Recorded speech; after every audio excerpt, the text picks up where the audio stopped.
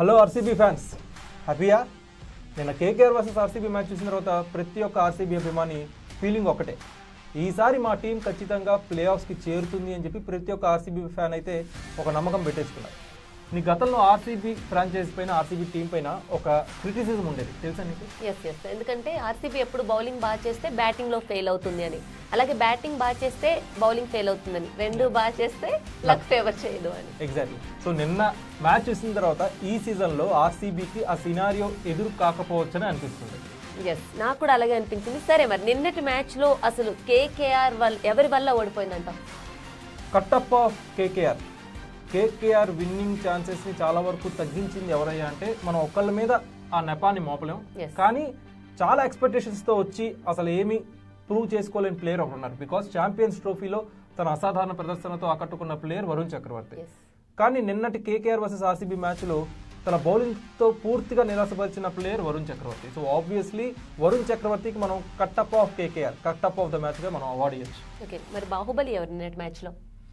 సందేహం ఏముంది, field salt మొత్తం 25 బాల్స్లో హాఫ్ సెంచరీ పూర్తి చేసుకున్నాడు. ఫీల్డ్ సాల్ట్ ఇన్నింగ్స్ తర్వాత పవర్ ప్లేలో ఆర్సీబీ స్కోర్ ఎంత తెలుసా?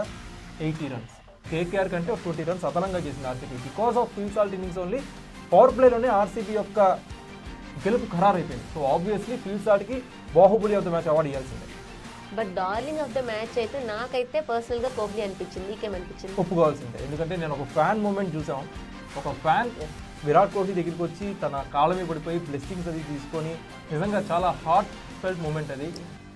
సీరియస్లీ మనం విరాట్ కోహ్లీ క్రేజ్ని అసలు కొలమానం అనేది లేదు. So Virat Kohli obviously the darling of the match. Okay, temper of the match ఎవరంటావు? ఇది కృణాల్ పాండ్యా. ఎందుకంటే కృణాల్ పాండ్యా క్రూషియల్ టైంలో వచ్చి కేకేఆర్లో హార్డ్ హిట్టింగ్ ప్లేయర్స్ని అవుట్ చేశాడు. 3 క్రూషియల్ వికెట్స్ తీసాడు కేకేఆర్ మ్యాచ్లో. So obviously Krunal Pandya wickets తీసిన తర్వాత తను సెలబ్రేట్ చేసిన విధానం అంతా కూడా తన అగ్రెషన్ ఫ్యాన్స్కి బాగా నచ్చింది, ముఖ్యంగా ఆర్సీబీ ఫ్యాన్స్కి. So RCB fans perfect by Krunal Pandya. So Krunal పాండ్యాకి మనం టెంపర్ ఆఫ్ ద మ్యాచ్ అవ్వాలి. ఓకే, మరి నిన్న మ్యాచ్ అంతా చూసాక కార్తీక్, దమ్మున్న ఆటగాడని ఎవరనిపించింది నీకు? ఇది ఖచ్చితంగా అజింక్య రహానేకి ఇవ్వాలి. ఎందుకంటే ఈవెన్ దో లూజింగ్ కెప్టెన్ అయినా కానీ, లూజింగ్ ఓడిపోయిన టీం తరపున ఉన్నా కానీ, అజింక్య రహానే పవర్ ప్లేలో ఆడిన ఇన్నింగ్స్ ఒక రకంగా కేకేఆర్ ఇన్నింగ్స్ని నిలబెట్టింది అజింక్య రహానే. అజింక్య రహానే కేకేఆర్తో ఇన్నింగ్స్ తర్వాత భవిష్యత్తులో పవర్ ప్లేలో కేకేఆర్కి బలమైన బ్యాట్స్మెన్ ఉన్నాడని చెప్పి కేకేఆర్ ఫ్యాన్స్ అందరూ కూడా కాస్త ధైర్యంగా ఒక నమ్మకం అయితే కలిగించాడు అజింక్య రహానే. సో దమ్మున్న ఆట ఆడాడు కాబట్టి అజింక్య రహానేకి దమ్మున్న ప్లేయర్ అవార్డు ఇవ్వచ్చు. పోక్రీ ఆఫ్ ద మ్యాచ్ ఇది కృణాల్ పాండ్యా. ఎందుకంటే 3 వికెట్లు తీయడం అంత ఆషామాషి విషయం కాదు. ఎందుకంటే పవర్ ప్లేలో కేకేఆర్ డామినెన్స్ చూసిన తర్వాత ఎవరికైనా కానీ కేకేఆర్ స్కోర్ ఒక రకంగా ప్రొజెక్టెడ్ స్కోర్ 200 దాటిపోతుందని చెప్పి అనుకున్నారు. కానీ కృణాల్ పాండ్యా మిడిల్ ఓవర్స్లో తను వేసిన బౌలింగ్, ఓ పక్కన వేరే స్పిన్నర్స్ పరుగులు ఇస్తున్నా కానీ, రఫీక్ సలాం లాంటి బౌలర్స్ పరుగులు ఇస్తున్నా కానీ, కృణాల్ పాండ్యా వేసిన ఓవర్స్ కావచ్చు, తీసిన వికెట్స్ కావచ్చు, మ్యాచ్ మలుపు తిప్పేసి అట్ ద సేమ్ టైం ఒక రకంగా బిగ్ ట్విస్ట్ కృణాల్ పాండ్యా వేసిన ఓవర్స్ అనుకోవచ్చు. So obviously Krunal పాండ్యాకి Pokiri award ఇవ్వచ్చు. ఎగ్జాక్ట్లీ. ఇక మనం చూసుకుంటే మనకి ఐపీఎల్ అంటేనే దూకుడుగా ప్రతి ఆటగాడు ఆడడానికి ప్రయత్నిస్తాడు. అండ్ మనకు ఓవర్స్ అయిపోతున్న కొద్దీ ఆ దూకుడు పెరుగుతూ ఉంటుంది. అయితే నిన్న 2 టీమ్స్ లో ఆ దూకుడు ఎవరు ప్రదర్శించారు? RCB captain Rajat Patidar. ఎందుకంటే ఫీల్డింగ్ ప్లేస్మెంట్స్ కావచ్చు, బౌలింగ్లో చేంజెస్ కావచ్చు, బ్యాటింగ్ కెప్టెన్ ఇన్నింగ్స్ ఆడాడు. ఎందుకంటే 16 బాల్స్లో 34 రన్స్ కొట్టాడు. అది ఒక రకంగా impact player Devdutt Padikkal out అయిపోయిన తర్వాత కేకేఆర్ వైపు ఏమైనా మ్యాచ్ తిరుగుతుందా? ఎందుకంటే వాళ్ళ హోమ్ గ్రౌండ్, వాళ్ళకి ఇక్కడ ఏదైనా మిరాకిల్స్ చేయడానికి అవకాశం ఉంది. అండ్ స్టాట్స్ పరంగా కూడా కేకేఆర్కే అక్కడ ఎక్కువ ఛాన్స్ ఉంది. కానీ రజత్ పాటిదార్ తను ఆడిన ఇన్నింగ్స్తో కంప్లీట్లీ మ్యాచ్ స్వరూపాన్ని ఆర్సీబీకి చూపించారు. సో ఆబ్వియస్లీ దూకుడు అవార్డు మనం రజత్ పాటిదార్కి ఇవ్వాల్సిందే. ఓకే, ఇక రేసు గుర్రంలో పర్ఫామ్ చేసింది ఎవరంట? ఇది ఆర్సీబీ వికెట్ కీపర్ జితేష్ శర్మకి. ఎందుకంటే కేకేఆర్లో 8 వికెట్స్ పడ్డాయి, అందులో 4 క్యాచెస్ పట్టారు Jitesh Sharma. Extraordinary wicket keeping skills. So Jitesh శర్మకి మనం రేస్ గుర్రం అవార్డు ఇవ్వచ్చు.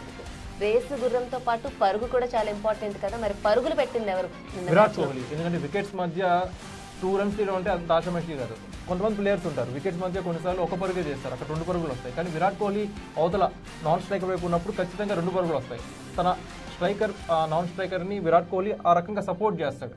సో వికెట్స్ మధ్య పరుగులు తీయడమే కాదు, యాంకర్ ఇన్నింగ్స్ ఆడాడు. సో ఆబ్వియస్లీ విరాట్ కోహ్లీకి మనం తన 15 రన్స్ గాను పరుగు అవార్డు ఇవ్వచ్చు. సో మన డార్లింగ్ పరుగులు పెట్టాడంటావు? Yes, exactly. మొత్తానికి పంజా విసిరింది ఎవరు? కృణాల్ పాండ్యా. మళ్ళీ కృణాల్ పాండ్యా. ఎందుకంటే కృణాల్ పాండ్యా ఇన్నింగ్స్ లేకపోతే అసలు ఆర్సీబీ నిన్న విజయం విజయమే లేదు. కృణాల్ పాండ్యా గురించి మాట్లాడుకోకుండా అసలు ఆర్సీబీ గురించి మాట్లాడుకోలేము. సో కృణాల్ పాండ్యాకే ఏ అవార్డ్స్ ఉంటే అది ఆర్సీబీ తరఫున అన్ని అవార్డ్స్ కృణాల్ పాండ్యాకి వేస్తుంటాయి. ఒక పక్కన పంజా అవార్డు అయినా కానీ, మరో పక్కన పోపీ అవార్డు అయినా కానీ, టెంపర్ అయినా కానీ, కృణాల్ పాండ్యాకి 100% వర్త్ఫుల్.